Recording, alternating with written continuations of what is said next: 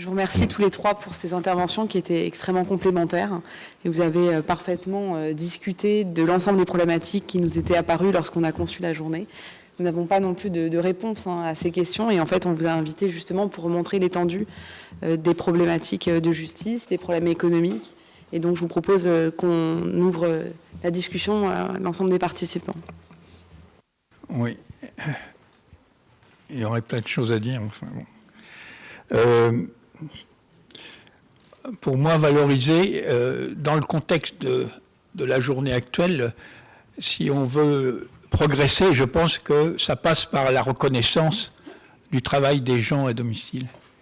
Et pour progresser dans cette reconnaissance, par rapport aux propositions faites dans la première intervention pour progresser, moi je pense que la première chose à faire, c'est de donner la parole aux gens qui travaillent, de leur donner cette parole, parce qu'on ne les écoute pas. Et quand ils auront la parole, peut-être qu'on progressera.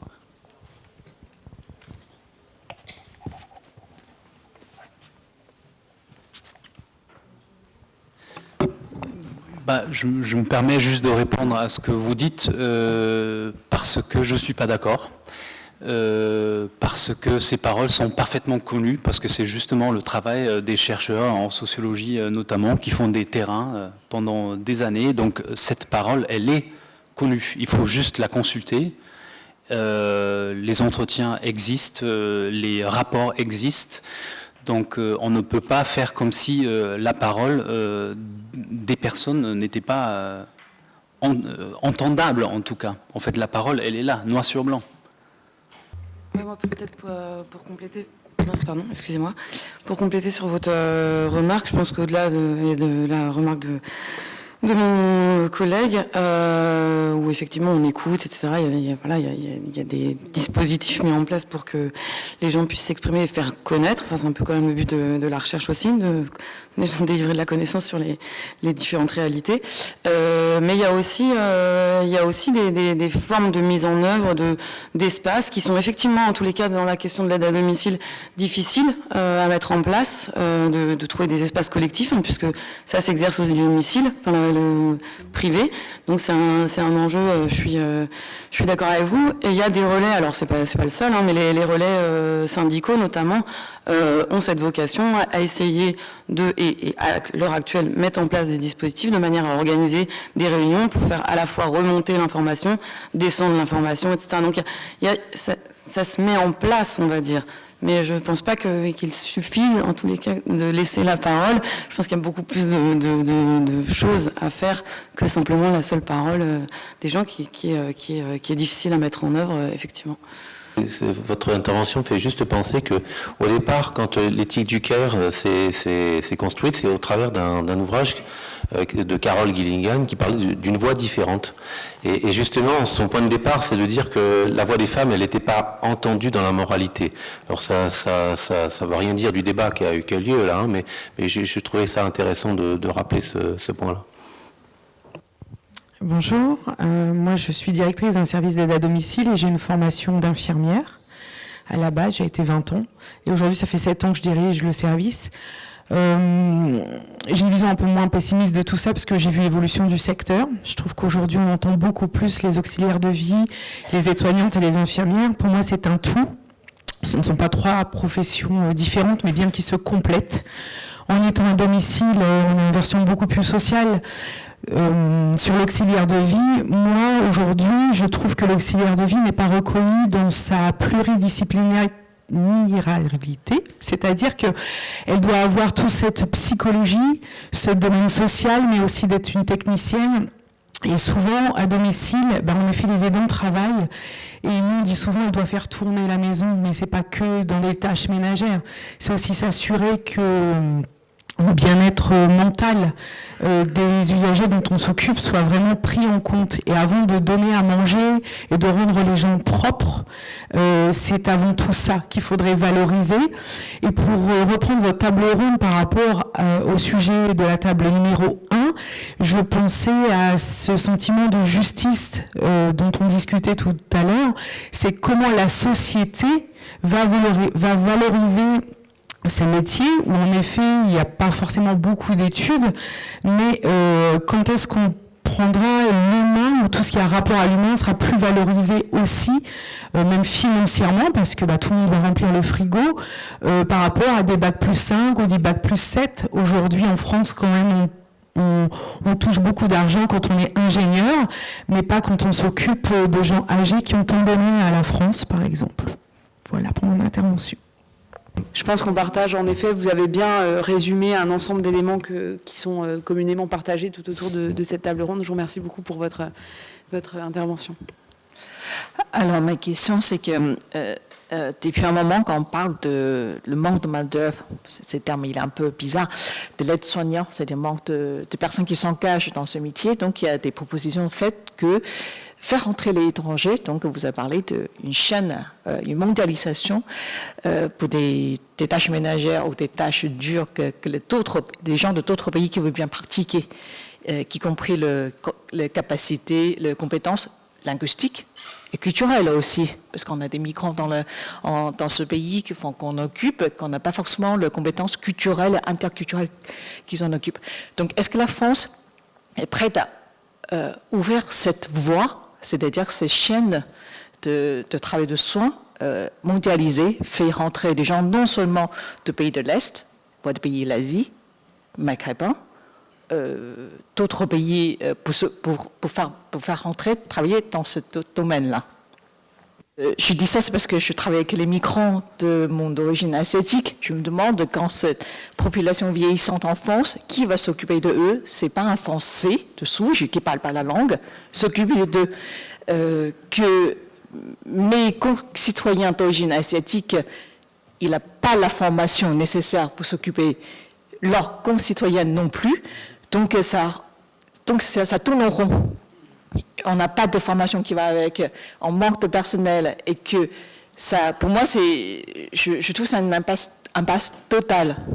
Donc c'est bien vous avez évoqué ces problèmes dans les deux sens. C'est une remarque toute brève, parce que je ne travaille pas sur ces questions de chaînes globalisées, qui sont passionnantes. C'est juste pour rappeler, en tous les cas, c'était selon l'enquête emploi en continu, la part des personnes étrangères dans l'aide à domicile, donc des femmes, était pas tellement plus élevée que par rapport à d'autres CSP peu qualifiés. Donc, il est vrai, avec une surreprésentation peut-être à Paris, dans la région Île-de-France en tous les cas. Donc, c'est une question qui a été travaillée, par exemple, par Christelle Avril dans un ouvrage qui fait quand même référence sur la question de l'aide à domicile, qui s'appelle « Les aides à domicile, un autre monde populaire », où elle évoque cette question-là. Mais finalement, statistiquement parlant, c'est une problématique qui est plus francilienne que qui concernerait, ou en tous les cas qui concerne d'autres CSP défavorisés, peu valorisés en tous les cas, que spécifique à l'ensemble du territoire francilien. C'était juste une... Moi, je réponds aussi très brièvement. Dans l'article que j'ai cité de Madame Lutz, elle cite l'exemple de l'Autriche, qui apparemment a une politique vraiment officielle d'inviter des migrants d'autres pays pour travailler dans le secteur du care, mais avec des conditions de travail qui sont moins précaires et plus favorables, et aussi où les salaires sont plus au niveau de ce que gagnent des Autrichiens ou des Autrichiennes, par exemple. Et je reviens un peu sur la question que j'ai posée à la fin, c'est est-ce qu'il faudrait développer une politique officielle pour faire venir ces personnes, parce que ce que montrent les travaux, en tout cas les travaux que moi j'ai pu consulter, c'est ça crée un vide de l'autre côté de la frontière. Donc c'est très bien que tous les migrants viennent chez nous pour s'occuper de nos personnes âgées en état de dépendance, tout ce que vous voulez, si ces personnes-là, dans leur pays à eux, n'ont plus de personnes qui peuvent s'occuper.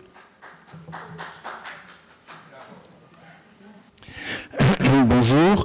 Je m'appelle Pascal Jacob et je suis parent d'enfants handicapés. L'aide à domicile, le CARE, le CURE, tout ce que vous voulez, sont aujourd'hui un besoin extraordinairement important pour les personnes vivant avec un handicap. Car ça leur permet, lorsque l'aide est à domicile, de ne pas être parqués dans un endroit où ils ne seraient pas dans la vraie vie.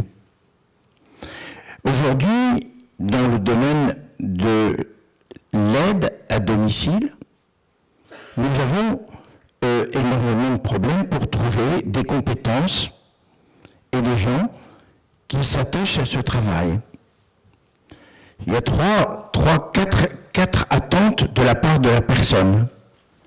La première, c'est d'être accompagné et que ça soit quelque chose d'inconditionnel.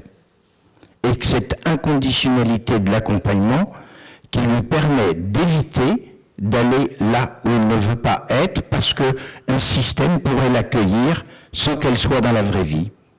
La deuxième, qui est très très importante, c'est qu'elle ait sa capacité de décider pour elle et d'être un acteur de la société et non pas un simple spectateur à travers la fenêtre.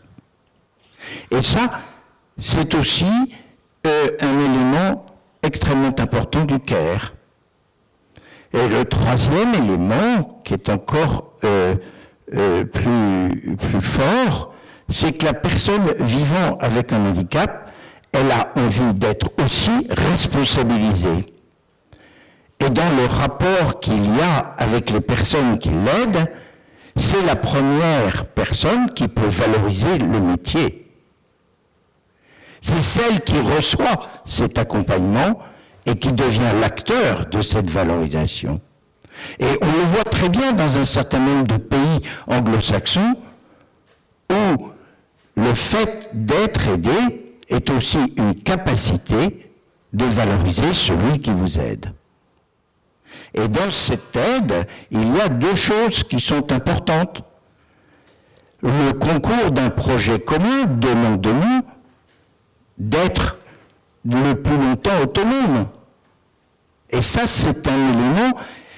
Quand on est aide à domicile et que l'on n'a aucune responsabilité, si ce n'est de faire ce qu'a dit l'association, la DMR et tout ce que vous voulez de faire, ça, on va avoir quelqu'un qui va ne pas trouver la richesse dans un travail avec celle qu'elle aide.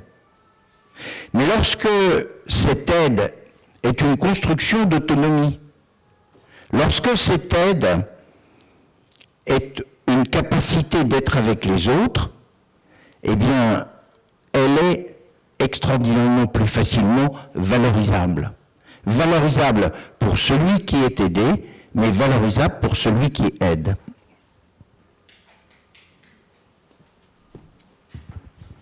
Merci.